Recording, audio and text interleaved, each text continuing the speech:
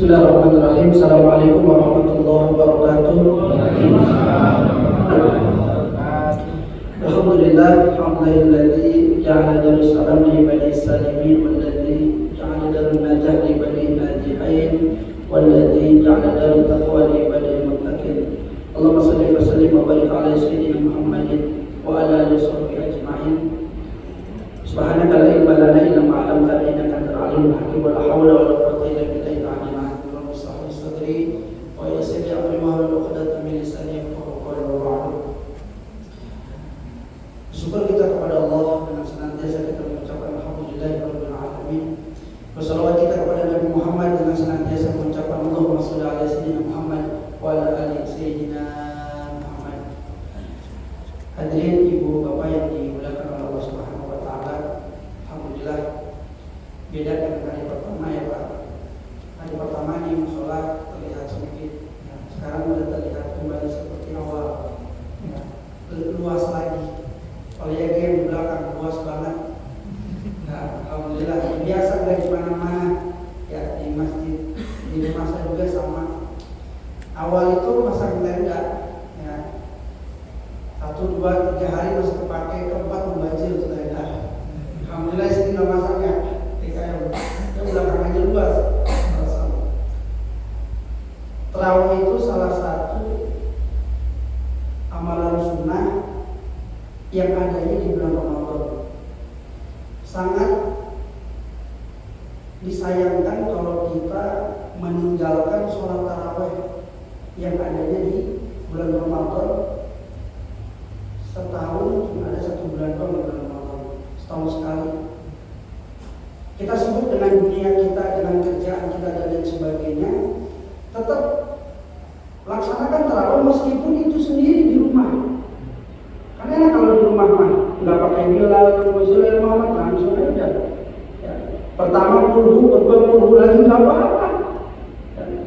Mau 11 rakaat, mau 23 rakaat, mau 33 rakaat nggak apa-apa, di rumah sendiri nggak apa-apa.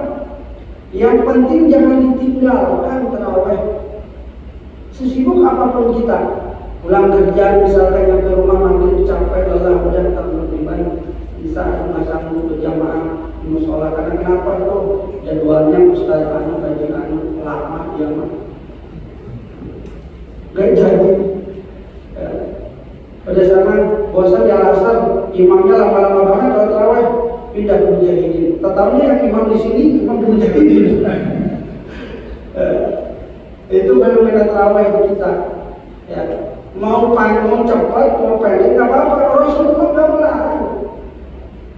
Bahkan ketika Ibnu Abbas, ya, pernah makmum ya, di belakang Rasulullah pernah jadi imam. Ya.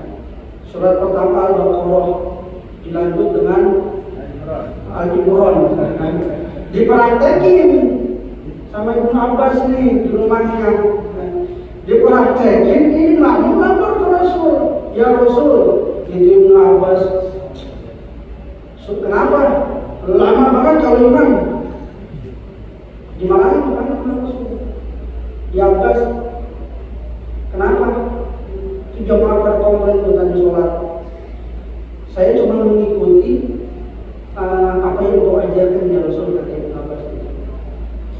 Yang ngikutin saya baca Al-Baqarah, baca Al-Imran, saya tahu makmum saya engkau para sahabat. Tapi ketika engkau imam, lihat imamnya siapa. Itu yang sama Rasul. Kan saya nggak bisa lihat makmum. Makanya kalau jadi imam itu, bentar ya Pak ya. Kalau jadi imam ini kan sudah ada bab belakang, seluruh fakum banyak sudah luruskan dan rapatkan. Oh ada aki-aki.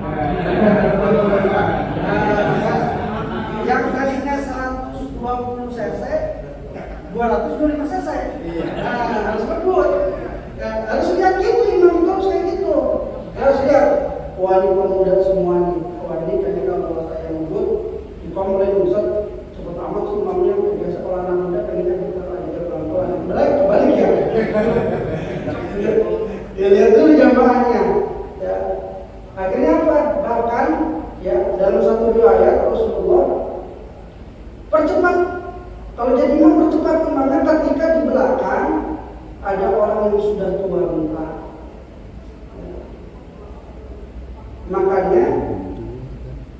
komplain kalau imam itu bentar lagi dulu, nggak apa-apa. Ditanya kenapa nggak baca dulu dalam sholatmu? Karena salah satu surah yang di dalamnya mengagungkan dan mengesahkan Allah yaitu adalah surat Al-Ikhlas.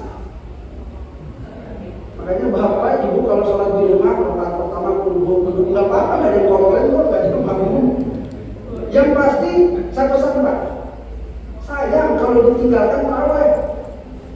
Misalnya ini waktu awal ini disampaikan seperti ini, ya jamaah kan itu rame-rame tuh, ya kan kita nggak tahu jamaah yang tadinya datang, udah gitu dia nggak datang, nggak tahu tarawih atau nggak di rumah. Tapi kalau kita wanti-wanti, oh iya juga ya, setahun sekali belum betul Pak.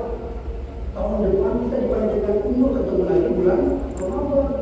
Makanya bagaimana cara meningkatkan keimanan dan ketakwaan kita di Ramadan ini? Jadikan ini Ramadan terakhir untuk diri kita.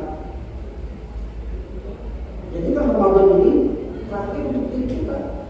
Ada jaminan nggak Bapak ketemu lagi Ramadan tahun depan? Nggak ada yang jamin. Nggak ada yang jamin. Nggak tahu habis ini ada yang meninggal, besok ada yang meninggal. Al-maut ya'ti baghtatan 'alaina.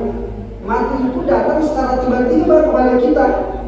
Ya, nggak bakal ada yang tahu. Nah makanya yuk kita jadikan momentum Ramadan ini ya untuk meningkatkan ketakwaan kita kepada Allah Subhanahu wa Ta'ala. Yang tadinya tidak rajin sholat jadi rajin, yang tadinya nggak rajin baca Al-Quran jadi rajin baca Al-Quran, yang tadinya pelit masjid jadi dermawan, yang tadinya malas jadi rajin. Itulah disiplin Ramadan yang diajarkan oleh Allah, yang diajarkan oleh Rasulullah dalam sunnah-sunnahnya.